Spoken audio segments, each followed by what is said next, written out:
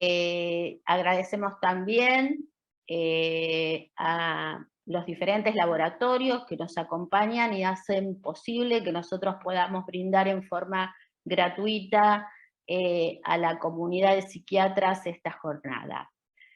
Hoy contamos en el primer bloque con la presencia de dos queridos y respetados colegas, la doctora Cora Lugercho, vicepresidenta de Fundopsi, y el doctor Enrique Toro Martínez, miembro de la comisión directiva de ABSA y conocido por todos nosotros. Bueno, adelante Cora y Esteban, los escuchamos. Hola, buenos días. En principio agradecer la invitación a tan grato evento y por supuesto deseando volver a encontrarnos presencialmente. Pero bueno, también esta herramienta virtual que nos ha dado la pandemia permite que personas que estamos en distintos lugares del país y a la vez disertantes y personas que pueden escuchar o ver la disertación puedan participar. Así que bueno, muchísimas gracias. Bueno, vamos a compartir. ¿Ya se ve? Sí. Bueno, perfecto. Yo quiero contar un poquito desde dónde voy a hablar, y que no voy a hacer un recorrido por mi currículum, sino simplemente contar que a lo largo de mi carrera como psiquiatra he pasado desde, digamos, de la clínica a la gestión en idas y vueltas, pero siempre sosteniendo la cuestión o la asistencia en clínica, con lo cual a veces me permito disentir con mucha gente que ha hecho gestión en salud pública que tienen, a mí entender, alguna disociación entre lo que es la realidad de haber estado y trabajado de cerca, digo, con pacientes, con usuarios, como querramos llamar, pero digo, me permito hablar desde el terreno y desde sobre todo la salud pública, que ha sido mi lugar de trabajo desde el día que me recibí. Con lo cual, también que quiero decir que he pasado también de trabajar en salud mental a adicciones, yendo y viniendo. Así que cuando preparaba esta presentación, bueno, ¿qué forma le doy y demás? Porque sé que las jornadas tienen un fuerte impacto en la clínica, y yo quería hablar desde la salud pública, pero haciendo referencia a lo que es el trabajo en el terreno y demás. Entonces pensé en algunas ideas que quiero transmitir y que después seguramente tendremos un ratito para ir debatiendo en relación a eso. Así que la primera idea que les voy a transmitir es que la ley de salud mental no es un plan de salud mental. Hemos tenido arduos debates desde la sanción de la ley en el 2010, arduos debates académicos, no académicos, los pasillos en los hospitales, años de discusión sobre la ley de salud mental. Se le ha hecho decir a la ley cosas que en lo personal creo que la ley no dice. Y tenemos como dos grandes grupos radicalizados. Un grupo que cree o que piensa o que milita que a partir de la plena implementación de la ley vendrían a resolverse de alguna manera todos los problemas sanitarios en relación a la salud mental. Eso por un lado. Y por el otro lado, en el otro extremo también radicalizado, otro grupo de personas que piensan que la no implementación de la ley es, por otro lado, la culpable de todos los males del sistema de salud en relación a la ley de salud mental. Sin dudas, la ley de salud mental pone un fuerte eje en relación al espíritu en derechos, en relación a la defensa de derechos humanos, ha hecho un cambio de paradigma y tiene que ver con una ley que está enmarcada también a partir de normativas internacionales de derechos humanos que tampoco podemos desconocer nosotros como psiquiatras y como efectores y gestores del sistema de salud pública. Los que me han escuchado siempre, yo espero que el público se renueve, pero creo que es importante recordar que a mí en lo personal me parece muy importante que hablemos de planificación en salud mental. La planificación es un instrumento, es una herramienta sanitaria que a nosotros nos permite saber hacia dónde vamos, qué queremos hacer, qué objetivos tenemos. Y el plan de salud mental sería una herramienta de planificación. La planificación que tiene principalmente 3 niveles. Un nivel superior, o un nivel desde donde partimos, un nivel más político, que se llama nivel normativo, donde en ese caso es más que todo las decisiones políticas en relación a qué se quiere planificar en relación a políticas públicas. Y después recién desde ahí se parte hacia un nivel estratégico, donde ya las decisiones son políticas, pero también empieza a jugar la parte técnica en relación a qué se quiere implementar o gestionar ya más en lo local. Y después recién en un tercer momento o en un tercer nivel, un nivel más operativo, que este nivel ya es más técnico, donde en ese momento se definen planes, programas, proyectos. Y acá es muy importante tener en cuenta ya la realidad local, la epidemiología, las realidades, los presupuestos de cada uno de los lugares, la geografía. Bueno, después voy a ir un poquito más allá con eso. Entonces digo, partir de un nivel táctico, más político, para recién en un tercer nivel llegar a un nivel de planificación donde podamos definir mediante planes de salud mental cuáles son las necesidades sanitarias de cada lugar. Y volviendo a lo que decía en relación a estas dos posturas tan radicalizadas, quiero leer un pequeño fragmento que salió hace unos días en el diario Clarín, donde dice que sus promotores en relación a la ley de salud mental la consideran la salvadora, que defiende los derechos humanos, y en particular en defensa de las personas con discapacidad, pero sus detractores la consideran ideologizante y avante. Vamos a seguir con la segunda idea. Ley de salud mental, ley, pero nos olvidamos que existen otras leyes que regulan el ejercicio profesional y la práctica profesional. Quiero nombrar algunas muy brevemente. La ley 27.130 en relación a la prevención del suicidio, una ley muy importante. La ley 26.529 en relación a los derechos de los pacientes, en relación con los profesionales e instituciones de salud. La Ley de Protección Integral de los Niños, Niñas y Adolescentes, las leyes de cada una de nuestras profesiones, digo, de la medicina, de la psicología, o de cada una de las profesiones que integran los equipos interdisciplinarios, por ejemplo. La Convención sobre los Derechos de las Personas con Discapacidad. Hace unos días, justamente con el doctor Toro Martínez, participábamos en un congreso internacional de adicciones que se dio justamente también acá en Neuquén, y hablábamos de la importancia, ¿no?, de las adicciones dentro de las políticas de salud mental. Y a partir de ahí quiero hacer también mención a la ley 26.934, la ley Jacob, en relación a el Plan Integral para el Abordaje de los Consumos Problemáticos. Perdón. En relación a esto lo que digo es, hay muchas normas que regulan nuestra práctica profesional, no solamente la ley de salud mental, con lo cual creo que deberíamos también tener en cuenta esas otras normativas para poder no solamente planificar, sino actuar en relación a la salud mental. Decíamos más arriba que la ley de salud mental no es un plan de salud mental, y creo que debemos tener o contar con planes de salud mental.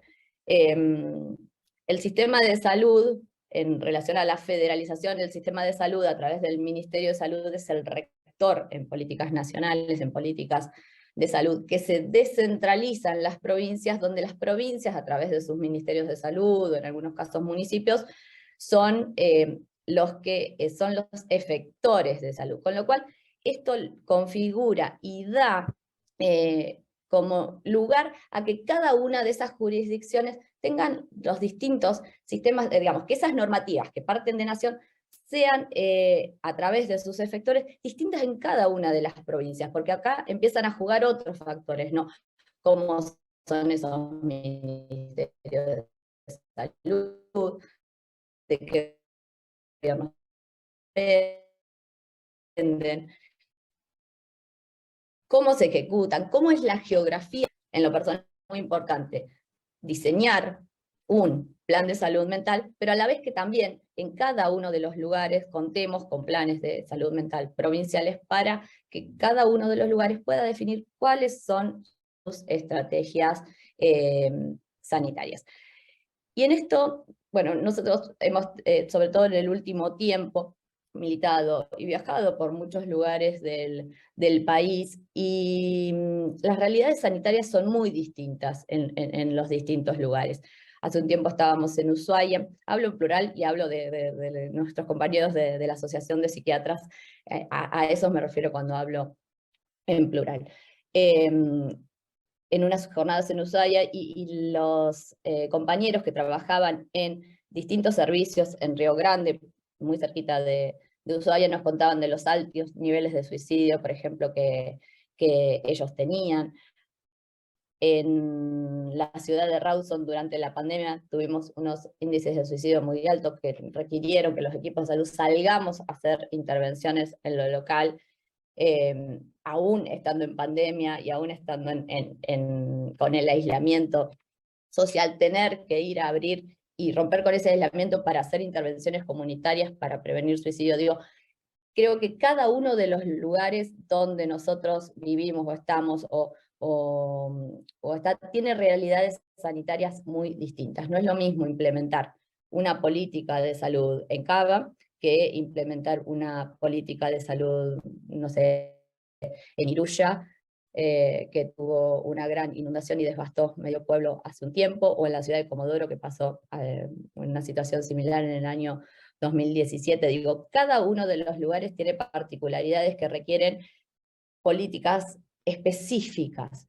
Entonces, en este punto, creo que cuando importamos modelos europeos o planes o enlatados de otros países que pueden haber resultado muy interesantes y exitosos, por otro lado, a veces puede ser también un poco riesgoso implementarlos sin tener en cuenta las realidades locales, porque nosotros no necesariamente contamos con los mismos presupuestos, las geografías son muy distintas, no es lo mismo, decía, me acuerdo cuando fue el plan cuando se empezó a vacunar por el COVID, claro, en Cava era probablemente más simple generar y la accesibilidad a la vacuna de COVID que recorrer, doy un ejemplo, en Epuyén, que había que recorrer un montón de kilómetros por la nieve para poder llegar a las personas que necesitaban la vacuna, y llegar con esa vacuna a ese lugar del país era muy distinto, y los tiempos eran muy distintos que los que por ahí podíamos o necesitar para poder llevar a cabo un plan de vacunación más rápido en Cava, digo, pero podría ser en Santa Fe. Con lo cual, esto genera distintas realidades. Entonces, yo suelo decir muchas veces, bueno, más Berazategui, menos Trieste, haciendo mención un poco a que a veces nos enamoramos de algunos modelos que realmente han sido exitosos, pero que después, cuando en la práctica vamos a implementarlos, nos encontramos con muchísimas dificultades y muchísimas frustraciones. Otra de las cosas que yo vengo pensando, y esto no es casual que haya puesto las dos imágenes de espacios verdes en relación a las internaciones, deben hacerse en servicios de salud mental adecuados, servicios o lugares, también podría decir la cuarta idea. A mí me parece muy importante que las internaciones de agudos sean en lugares adecuados. Esto quiere decir que haya un equipo interdisciplinario, que los pacientes no estén expuestos a elementos cortantes, que no estén en pisos altos. Sabemos de algunos casos de situaciones donde algunos pacientes, por no contar con las medidas de seguridad, han sufrido lesiones por tirarse de algunos pisos. Digo, me parece que es muy importante que las internaciones no sean en cualquier lugar, y con esto no necesariamente me estoy refiriendo a un hospital especializado o un hospital general, sino que donde se lleve a cabo esa internación tengan las pautas de calidad necesarias en el marco de los derechos humanos. Hace unos días estaba leyendo un trabajo que salió en la revista de la Asociación Psiquiátrica Mundial, creo que es el último número, que lo escribió Thornycroft. A mí me parece revelador este artículo, sobre todo viniendo de este autor tan interesante. Y él lo que dice es que hay una falsa dicotomía entre la salud mental comunitaria y la atención hospitalaria. Y yo también creo que realmente es así. Creo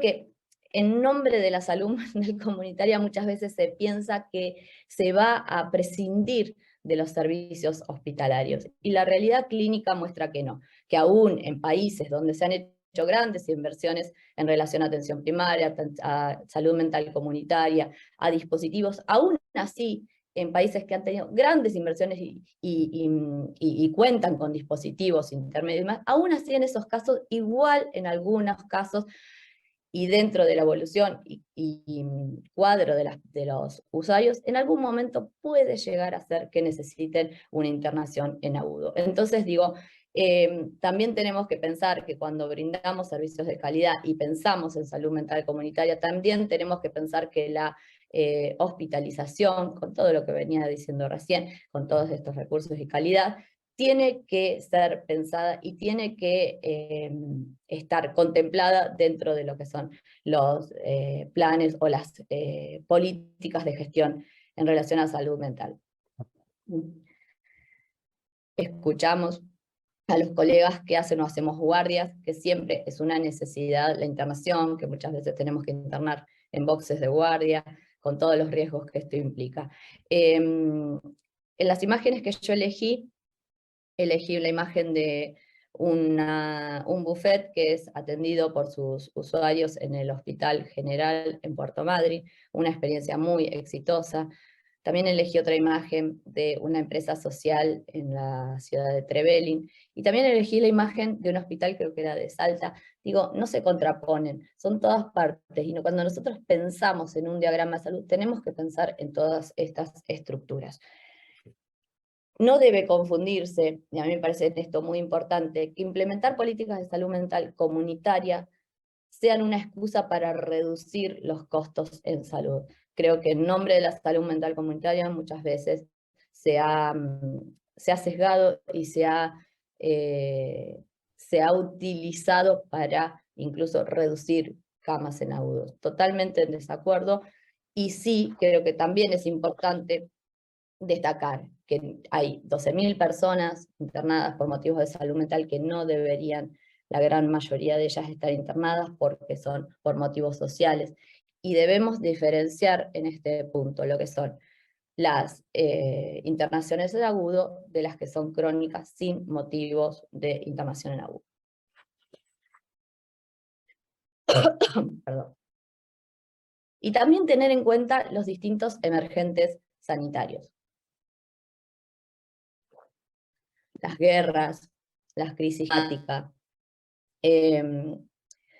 la pospandemia, por dar algunos ejemplos, ¿no?, de situaciones actuales, configuran realidades sanitarias que tenemos que atender. Miles de personas son despojadas de sus lugares de donde viven por guerras y por problemas del cambio climático. Recordemos que a mí en lo personal me gusta mucho el tema del cambio climático, así que quería hacer algo de mención a esto, el aumento de gases de efecto invernadero, la contaminación, la pérdida de biodiversidad, ha generado grandes problemas en relación a la crisis climática, con todas las afectaciones directas e indirectas en relación a la salud mental que debemos atender. Ya The Lancet en el 2008 empieza a advertir que es uno de los grandes problemas de salud, no dice de salud mental, de salud, es uno de los mayores problemas de salud que tenemos